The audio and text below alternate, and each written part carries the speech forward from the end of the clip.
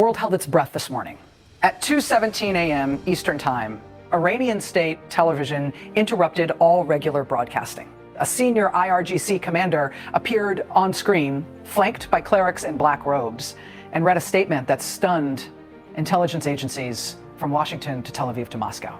Iran had just named its new supreme leader. His name is Mojtaba Khamenei. He is 56 years old. He is the son of the man America and Israel killed 10 days ago. And within hours of stepping into the most powerful seat in the Islamic Republic, he delivered a message directly aimed at the United States. A message that most of the major networks are covering with one headline, one sentence, and then moving on. I'm not moving on. Because what he actually said, the full statement, the specific language, the words that were translated but never broadcast in full, tells you something about the next phase of this war that nobody is prepared for. I've been tracking this story since the first strike on February 28th. I've read the intelligence assessments, the IAEA reports, the statements from the IRGC, the leaked transcript of Mojtaba's first national address, and what I found in those documents is worse than any headline you have seen today. Let me show you exactly what his first message to America said and why the White House went silent the moment they saw it. Before we go deeper, hit the subscribe button right now and turn on notifications. This story is moving by the hour, and the next 48 hours will determine whether this war escalates into something that affects every single person watching this video. You need to be here when the next update drops. Subscribe now. I'll wait. Let me give you the fast version of what brought us here. Mojtaba Khamenei, born September 8th, 1969, in the city of Mashhad in northeastern Iran. He grew up as his father, Ali Khamenei, rose from a revolutionary cleric to become the supreme leader of the Islamic Republic in 1989. Mojtaba spent decades operating entirely in the shadows. He studied theology at the seminaries of Qom, the most conservative religious training ground in the Shia world, under scholars known for their hardline rejection of any relationship with the West. He never held public office. He never gave press conferences. He was described by Iranian opposition groups as the ghost who runs everything. He controlled significant sections of the IRGC's intelligence apparatus. He had direct influence over the besieged militia, the paramilitary force that crushed the 2009 Green Movement protests with extraordinary violence. He was, by every account of anyone who studied him closely, more radical than his father, significantly more radical. And now on day 10 of the war that America started by killing his father, he is the supreme leader of Iran. Here is how we got here in 10 days. Fast version, February 28th, 2026, day 1. The United States and Israel launch Operation Epic Fury. Joint strikes hit over 2,000 targets inside Iran. In the first wave of attacks, a precision strike on Tehran kills Supreme Leader Ali Khamenei, the man who had ruled Iran for 37 years. The White House names the operation.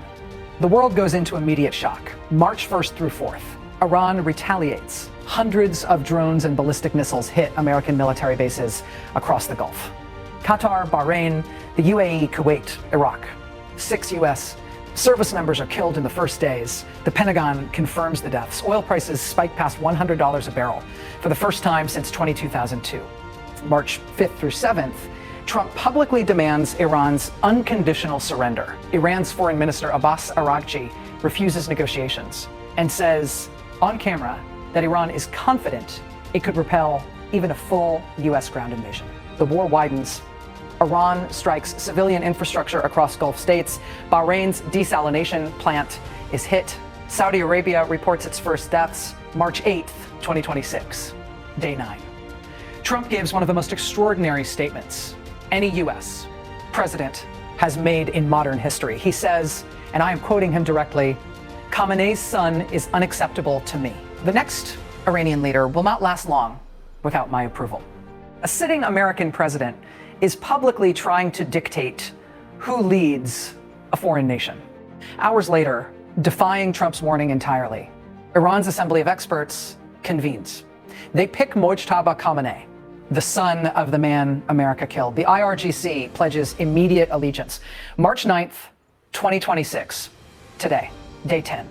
At 2:17 a.m. Eastern, the announcement is broadcast worldwide. By morning, Mojtaba Khamenei has delivered his first statement. Oil prices soar another 12%. The the 7th American soldier is confirmed dead. And the path to any negotiated end to this war, according to Reuters, Sky News, and analysts at every major think tank, has just been closed. That is the setup. Now let me show you what the documents say. Okay, the evidence. I want to walk you through 3 specific pieces of information that the mainstream coverage is not connecting. First, his inaugural address, Mojtaba Khamenei's first national address, was broadcast this morning. It has been translated and circulated widely. But what most outlets reported was a shortened version, the full transcript, circulated by Iranian state media and verified by independent Persian language journalists, contains language that went unreported in English. He did not simply say Iran would continue to resist. He used a specific phrase in Farsi that translates directly to, and I want you to hear this carefully, a slap to America's face that history will remember. He said Iran had achieved, quote, victory in the first 10 days, not a symbolic victory. He listed it, the killing of American soldiers, the disruption of oil infrastructure, the forcing of the United States to issue evacuation orders for its own diplomats. In his first statement as supreme leader of Iran, Mojtaba Khamenei declared those things victories. And he promised directly that the nation's will never be broken and Iran will stand firm against Western aggression until its final demand is met. What is Iran's final demand? The complete withdrawal of American forces from the entire Middle East. Read that again. That is not a negotiating position. That is a statement of war aims. Second, the IRGC's energy war warning, hours after Mojtaba Khamenei was confirmed, a senior IRGC commander, Ibrahim Zulfiqari, issued a direct warning to every Gulf Arab state hosting American military assets. The statement, broadcast on Al Jazeera and confirmed by Iranian state media, said this: regional American allies must stop the United States or face further reprisals. Then it added this sentence, the sentence that every energy market analyst is focused on right now. The IRGC warned explicitly of an energy war. That phrase, energy war, means one thing in the context of the Persian Gulf. It means the Strait of Hormuz. Approximately 20% of the world's daily oil supply passes through that narrow waterway. If Iran closes it, or even threatens to close it credibly, the economic consequences for the United States, Europe, and Asia are catastrophic. Brent crude is already at $100 per barrel today. The pre-war price was $64. That is a 56% increase in 10 days. If the Strait of Hormuz is disrupted even partially, every serious energy economist has the same model. Brent crude goes to between $140 and $180 per barrel. American gas prices reach between $7 and $9 per gallon within 30 days. This is not speculation. This is the documented consequence of a Hormuz disruption. And the IRGC is now using the exact language that precedes it. Third, what the appointment itself means. Reuters published a headline this morning that should be the lead story on every channel.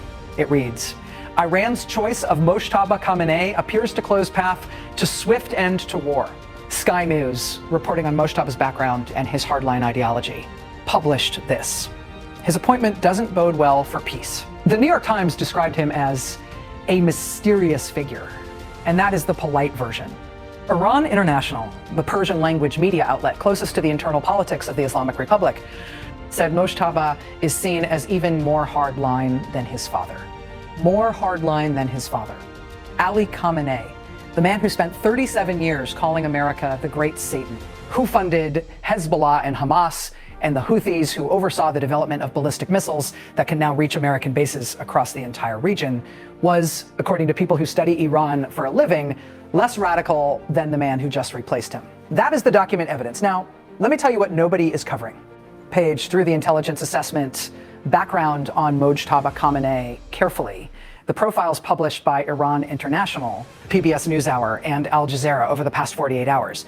And you find a detail that is buried in paragraph 12 or 13 of most profiles. Mojtaba Khamenei does not hold the rank of Ayatollah.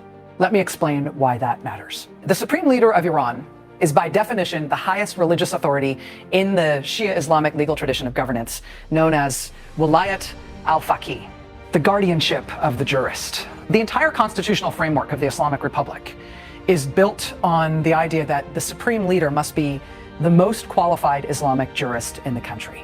Mojtaba Khamenei is not an Ayatollah. He studied at Qom but never achieved the scholarly rank required by the Constitution for the position he now holds. This means that Iran has just appointed a supreme leader who technically violates the constitutional basis of the Islamic Republic itself. Why does that matter strategically? Because it tells you who actually controls Iran right now. Not the clerics, not the traditional religious establishment, the IRGC. Iran's most powerful and most radical military force installed a man they control, a man who owes his position entirely to them. As the supreme leader of a country of 90 million people in the middle of a war with the United States and Israel. Put that together.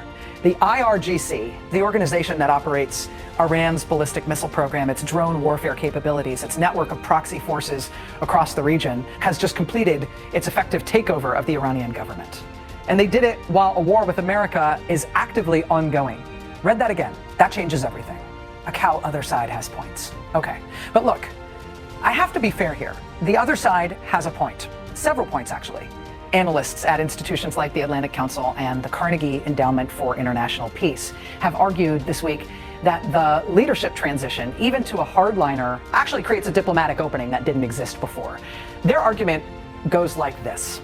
First, Mojtaba Khamenei has no public record, no speeches, no stated positions, no formal commitments. A leader with no public record is actually easier to negotiate with secretly than one who has decades of documented anti-American statements. There is no face to lose. There is no speech to contradict. Second, the IRGC's support for Mojtaba paradoxically might make a ceasefire easier, not harder. The theory is this: the IRGC controls the military. If the IRGC wants to fight, they fight. If the IRGC wants to stop, they stop. A supreme leader who is a creature of the IRGC can authorize a stop without it being a capitulation by the political establishment. Third, Iran is under enormous economic pressure. Oil at $100 is actually a benefit for Iran's oil revenues in the short term. But the war is destroying Iran's civilian infrastructure. The strikes have hit power grids, water systems, transportation networks. Iran International reports that internal pressure from the Iranian population for some form of negotiated resolution is real and growing. John Bolton, the former national security advisor who has spent decades advocating for regime change in Iran, said on Fox Business this week, the appointment is not necessarily the disaster it appears. Sometimes you need to talk to the people who actually hold power. Fair point. Don't dismiss it. What the other side has going for it: Mojtaba's unknown record creates a possible diplomatic slate. IRGC control makes ceasefire orders more enforceable. Iranian civilian suffering creates internal pressure for de-escalation. Back-channel communications between Washington and Tehran have not been confirmed as broken. Jonathan Panikoff, director of the Scowcroft Middle East Security Initiative at the Atlantic Council, said this on CNBC this morning. Trump could declare victory in Iran today. His argument is that the nuclear sites have been struck, the ballistic missile infrastructure has been damaged, and the regime has been decapitated once. A declaration of military success creates the space for both sides to stop. That is a serious argument from a serious person. But, and here's where I have to be direct, the man who just became supreme leader of Iran spent his opening statement declaring American military casualties to be Iranian victories, and promising that Iran's will would never be broken. That is not the language of someone preparing to negotiate. That is the language of someone preparing to fight. Whether the reality behind the scenes matches the public rhetoric, that is the question that the next 72 hours will answer.